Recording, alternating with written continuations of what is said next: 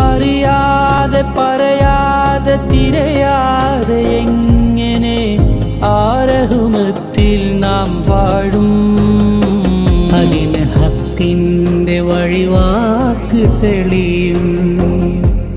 തിരുദൂതരേ തിരുദൂതരേ തിരുദൂതരേ തിരുദൂതരേ, ആർക്കും തിരിയാത്ത മുത്ത്, തിരിഞ്ഞാലും പറയാത്ത സത്ത്.